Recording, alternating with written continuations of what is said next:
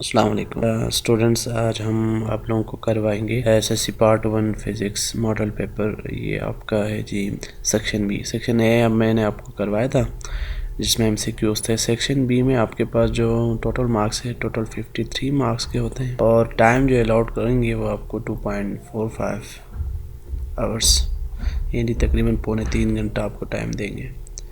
तो इसमें कुछ बातें नोट जो उन्होंने करवाए हैं तो उसका ज़रा ख्याल रखें। तो आपने जो क्वेश्चन करवाना है इसमें से आपने टोटल सेक्शन बी में से 11 क्वेश्चन करने हैं और सेक्शन सी में से 2 क्वेश्चन करवाने हैं सेक्शन। और आपने हमेशा सेपरेट जो नोटबुक देंगे आपको आंसर शीट, उसके ऊपर उन्होंने सेपरेट जगह देखा हुआ है जिसमें सेपरेटली लिखेंगे, यानी जैसे कि सेक्शन बी के लिए अलग सा जगह पड़ा हुआ है, सेक्शन सी के लिए अलग सा जगह रखा हुआ है।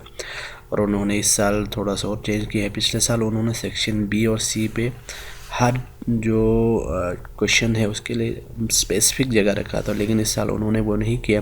थोड़ा सा चेंज करके के पास सेक्शन बी के लिए जो पेजेस हैं उसके ऊपर आप किसी भी जगह के ऊपर सेक्शन बी का कोई भी पॉइंट कोई भी आंसर लिखना चाहे लिख सकेंगे। सेक्शन सी के ऊपर भी उसी सेक्शन सी वाले पार्ट में ही कौन सा कोई भी क्वेश्चन करना चाहेंगे वो कर सकेंगे। टोटल सेक्शन बी आपका होगा 33 मार्क्स का।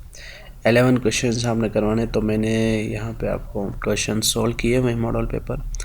तो पहला क्वेश्चन आपसे ये है, differentiate between base physical quantities and derived physical quantities. तो base quantities are the quantities on the basis of which other quantities are expressed जैसे कि हमारे पास टाइम है, लेंथ है, मास है। और उसके बाद है जी आपका द क्वांटिटीज डेट और express in term of base quantities are called derived quantities. Derived quantities में आपके पास आते हैं जी फोर्स आते हैं, डिस्प्लेसमेंट आते हैं और प्रेशर आता है। उसके बाद आप पार्ट 2 है स्केच स्पीड टाइम ग्राफ, यानी आपने स्पीड टाइम ग्राफ बनाना है यूनिफॉर्म एक्सेलरेशन के लिए। और उसके बाद आपने क्या फाइंड करना है, डिस्टेंस फाइंड करना फ्रॉम द ग्राफ से ही। तो पहले आप स्पीड टाइम ग्राफ फाइंड, यहाँ पे स्पीड टाइम ग्राफ को ड्रॉ करें। स्पीड टाइम ग्राफ में हमेशा आप एक्स एक्सिस के ऊपर टाइम को रखेंगे और वाई एक्सिस के ऊपर स्पीड को रखेंगे, क्योंकि speed is an dependent quantity जबकि टाइम इज़ इंडिपेंडेंट। इसके बाद आपने टोटल जो डिस्टेंस फाइंड करने के लिए फार्मूला है, टोटल डिस्टेंस के लिए फार्मूला आपके पास आते हैं जी एरिया अंडर द ग्राफ, जो कि ये जो एरिया अंडर द ग्राफ है आपके पास किस चीज़ के बराबर है, ये आपके पास बराबर होंगे ट्रायंगल के एरिया के। तो ट्रायंगल में हमारे पास फाइंड करने का फार्मूला है एरिया 1/2 बेस हाइट। ये तो इधर बेस जो भी है, जैसे कि उन्होंने ये 5 तक आपके पास लाइन को खींचा है, तो टाइम बेस में आपके पास 5 होगा और ऊपर जो है टाइम को 10 पर रखा है। तो ये आपके पास आ जाएगी आंसर 7.5 मीटर। नेक्स्ट आपके पास क्वेश्चन है define momentum and write the formula. तो मोमेंटम को डिफाइन करें, measure of a mass in a motion, how much mass is in how much motion. या दूसरा डेफिनेशन जो आप आमतौर पर करते हैं जी, momentum of a body is the quantity of motion possess due to mass and velocity, यानी किसी भी बॉडी के अंदर जो मोमेंटम है वो उसकी product of mass and velocity. ये आपके पास हो गया। उसके बाद मोमेंटम का फार्मूला, मोमेंटम का पी से डिनोट करेंगे। तो पी मोमेंटम तो ये प्रोडक्ट ऑफ आपके पास product of mass and velocity है, तो इधर लिखें P equal to M V. Momentum हमारे पास वेक्टर क्वांटिटी ऐसा यूनिट kg पर सेकेंड है।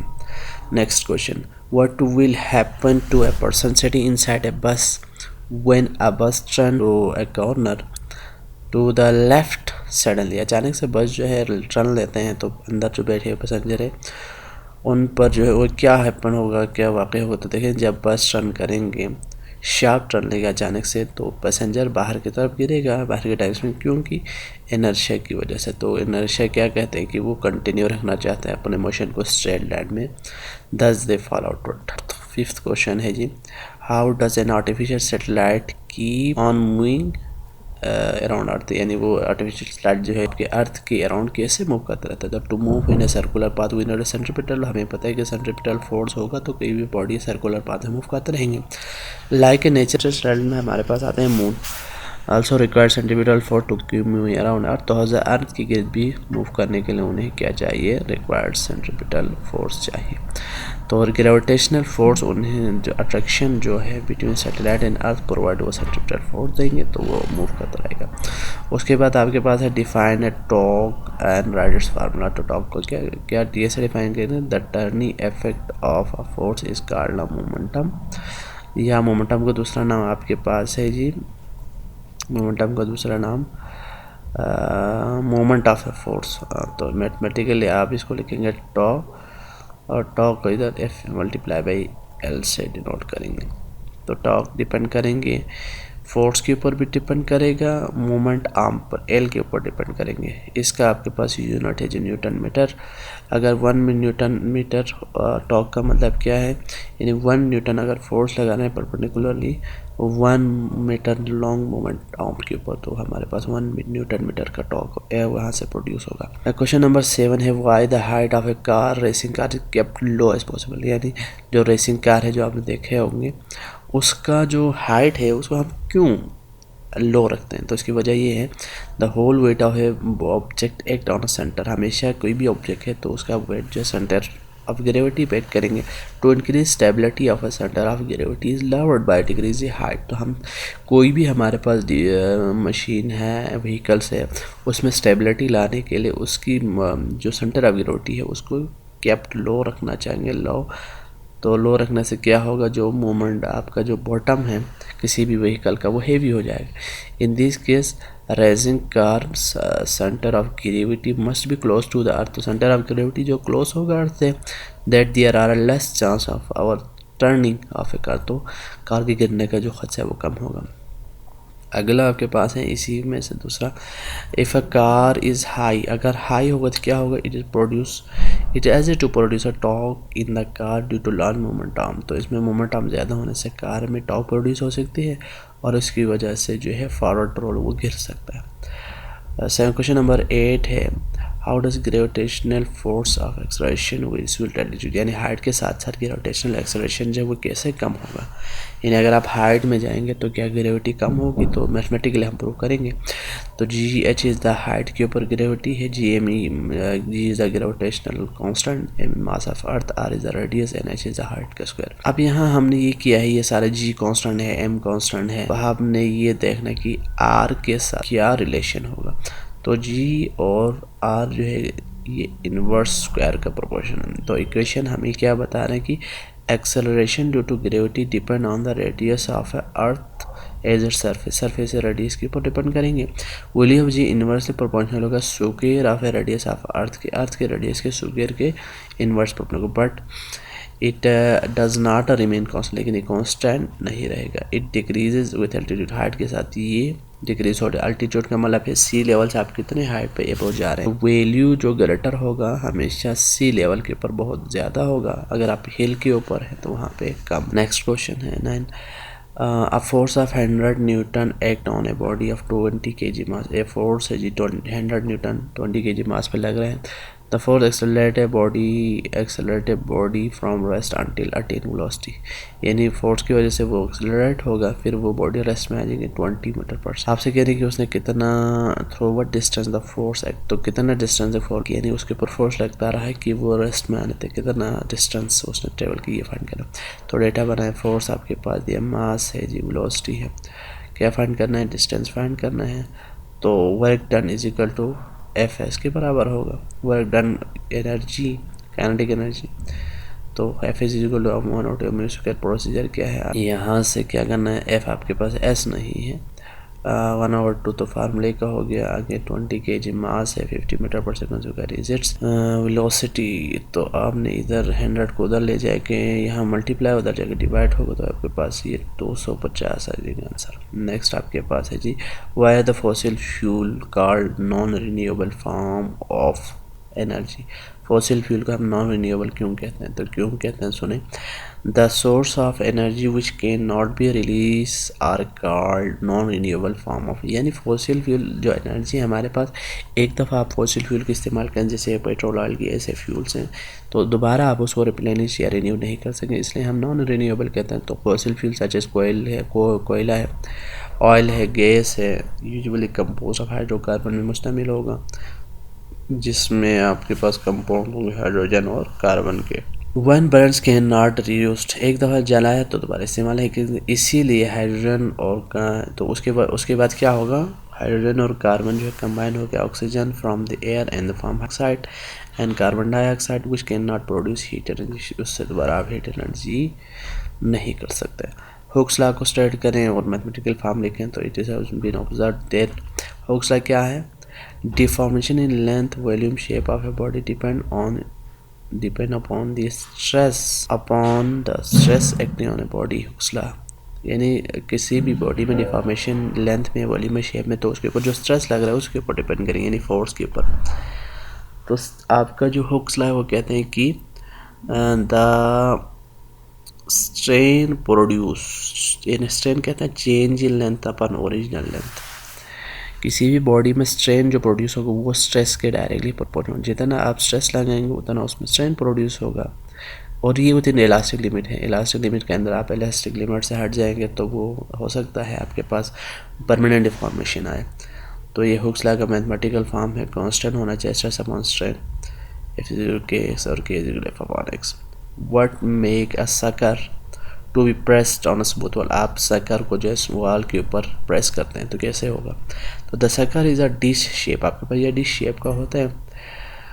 when pressed against a smooth surface of air is force or beneath the sucker, the rubber make as a air tight seal and air pressure outside is greater than inner side।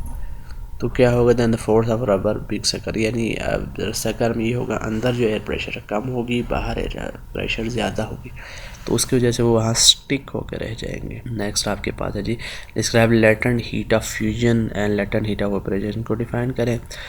तो देखिए, heat required to change unit mass of a substance from solid to liquid state its melting point without changes temperature, यानी melting point के ऊपर हम जो substance का unit mass को यानी 1 kg मास को सॉलिड को जो है लिक्विड में चेंज करने के लिए मेल्टिंग पॉइंट पर टेम्परेचर को कांस्टेंट रखें तो जो हीट रिक्वायर होगा that is latent heat of fusion कहेंगे, ये उसका फार्मूला है। नेक्स्ट आपके पास है जी इसी का लेटेंट हीट ऑफ फ्यूजन के बाद vaporization, the quantity of heat that changes unit mass of a liquid completely into gas at its boiling point without any change in its temperature, यानी यहाँ बॉइलिंग पॉइंट के ऊपर जो है liquid का gas में चेंज होना, तो HV से डिनोट करेंगे। फार्मूला आपके पास ये रहा। के बाद है अगला question number 14, how evaporation used to produce cooling in a refrigeration process, यानी इवेपोरेशन क्यों कूलिंग प्रोसेस है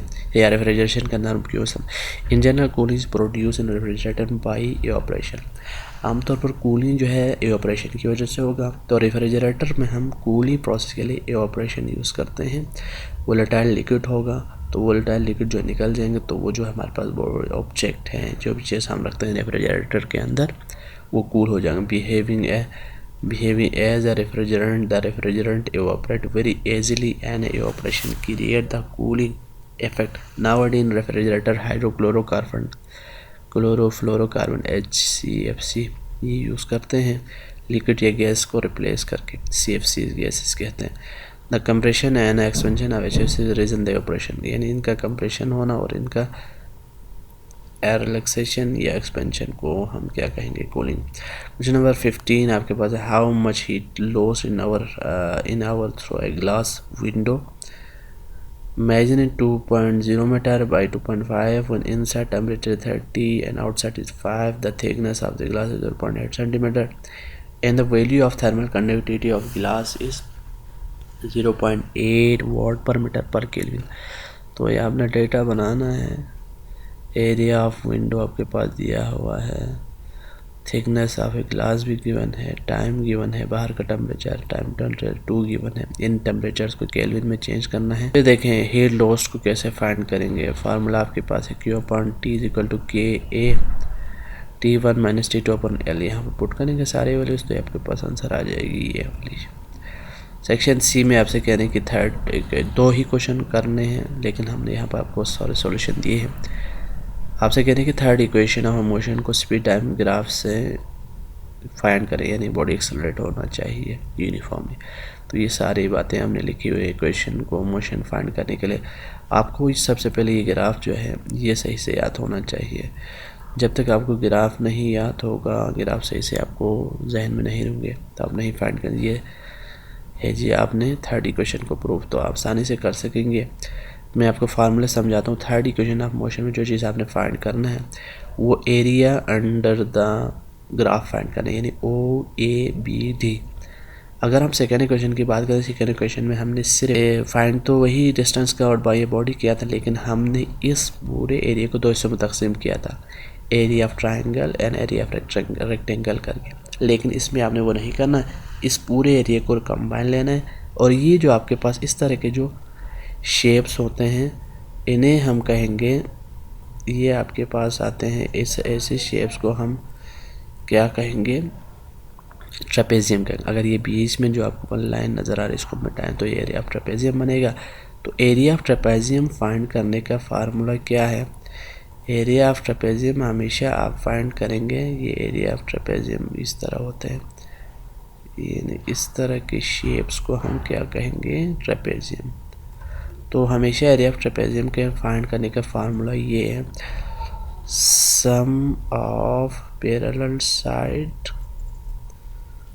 सम ऑफ, मैं शॉर्ट फॉर्म में लिख रहा हूँ, sum of parallel side divide by 2 multiply by height. तो अगर हम इधर ज़रा देखें तो इस ग्राफ के अंदर जो है ये देखो, ये वाला और ये वाला लाइन जो है पैरेलल है, तो हम इसको लेंगे हाइट के तौर पर। अगर हम ग्राफ की बात करें तो हमारे पास ये दो लाइन जो है OA जो है प्लस होगा BD के साथ, तो ये दोनों पैरेलल है, फिर डिवाइड बाई 2 करेंगे, मल्टीप्लाई बाई OD आपके पास क्या है, टाइम है, टाइम है। और ये हाइट के तौर पर लेंगे, यहाँ पे ही क्या टोटल एरिया, ये ट्रेपेजियम का आपने ये याद रखना है किस चीज़ का है जी, एरिया ऑफ ट्रेपेजियम, यानी मैं ट्रैप लिख के लिखता हूँ ट्रेपेज ताकि आपको याद रहे।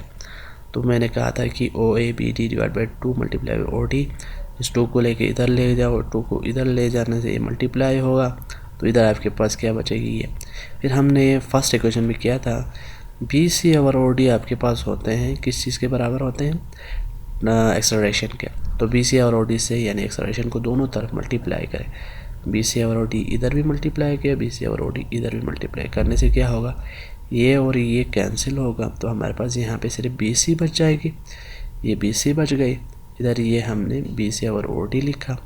अब हमने क्या करना है, BC को हम सेकंड इस तरह भी लिख सकते, देखो हम अगर हम ये आपके पास BC है, BC सेकंड तरीका ये है, हम इस BD में से CD को माइनस करें तो ये एरिया बचेगा, यानी BC।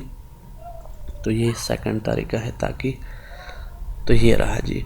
तो BD आपके पास VF के बराबर है, CD VI के बराबर है। देखो BD VF के बराबर है और CD जो है VI के बराबर है, OD आपके पास टाइम के बराबर है। तो यही हमने लिखा है, OD टाइम के बराबर, OA आपके पास VI के बराबर है। सबको इसमें पुट करें, BC और OD की जगह में तो हमारे पास क्या आएगी, एक्सेलरेशन ही आएगी, ये मल्टीप्लाई है, x नहीं है, ठीक है। एक्सेलरेशन आया VF प्लस VI, और इसके लिए हमने थोड़ा सा चेंज करके ये लिखा था, तो ये VF माइनस VI, तो A plus B A minus B का फार्मूला बनेगा, A square minus B square. तो ये थर्ड इक्वेशन प्रूफ हो। अगला आपके पास क्वेश्चन B है इसी का, how does friction play an important role in our daily. क्या फ़ायदा है फ्रैक्शन का, तो फ्रैक्शन हमारे पास डेली लाइफ में क्या इम्पोर्टेंट है, देखो हम लिख सकते हैं या हम वॉक कर सकते हैं। अगर फ्रैक्शन ना हो तो हम पेपर के ऊपर पेंसिल और पेपर को एक दूसरे को रख ही नहीं सकते, क्योंकि वो फिसल जाएंगे। फ्रैक्शन हमें चलने में मदद देगी ग्राउंड के ऊपर, वी कैन नॉट रन। अगर स्लिपरी होता तो हम नहीं चल पाएंगे, जैसे कि जब बारिश होती है या बर्फबारी होती है तो हम नहीं चल पाते, क्योंकि स्लिपरी होता है ग्राउंड, जहाँ पे फ्रैक्शन हमारे पास लिटल होता है, ठीक है जी। तो anybody who tries to run on slippery ground meet an accident, तो एक्सीडेंट हो जाता है। इसी तरह ये डेंजरस है, किसी भी हमारे पास जो फास्ट मूविंग व्हीकल है स्लिपरी रोड पर ब्रेक करना वो बहुत ज़्यादा ख़तरनाक साबित हो सकता है। नेक्स्ट आपके पास है इसी का, बर्ड जो है वो फ्लाई नहीं कर पाएंगे अगर एयर रेजिस्टेंस हो। तो ये रेजिस्टेंस की क्या है जी, इम्पोर्टेंट फ्रैक्शन। नेक्स्ट है जी question number 4, define resolution of force को डिफाइन करना है। How can force making angle X axis be resolve into perpendicular component. तो आपने रिजोल्यूशन ऑफ फोर्स का मतलब है कि सेपरेटिंग प्रोसेस का ऑफ ए वेक्टर या फोर्स इसके परपेंडिकुलर कंपोनेंट में सेपरेट करने से को रेजोल्यूशन कहते हैं। अगर हमारे पास दो परपेंडिकुलर कंपोनेंट होंगे इसे हम क्या कहेंगे, परपेंडिकुलर कंपोनेंट्स को। ये आपके पास एक एफ वाई है, एफ एक्स, ये दोनों एक दूसरे के ऊपर क्या है, परपेंडिकुलर है। ये तो यही हमारे पास क्या है, परपेंडिकुलर कंपोनेंट्स या रिजोल्यूशन ऑफ फोर्स की बात है। यानी आपने इस फोर्स को जो है, ये आपके पास एक फोर्स, इसको रिजोल्व किया, एक्स में भी स्प्लिट किया, वाई में भी स्प्लिट किया। तो ये आपके पास बुक में भी किया हुआ होगा, ज़रा देखें तो ये सारा किया हुआ, ठीक है।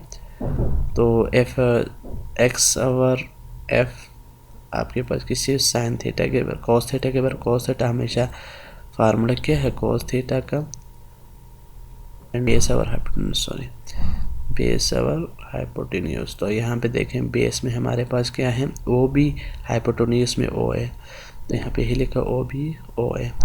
ओ बी हमारे पास एफ एक्स के बारे, ये एफ के, तो एफ एक्स हमने फाइंड करना है perpendicular component of x, F cos theta. इसी तरह एफ वाई के लिए एफ वाई साइन थीटा। आपसे कह रहे हैं कि मास ऑफ अर्थ फाइंड करें, तो ये भी आपने किया होगा, ठीक है।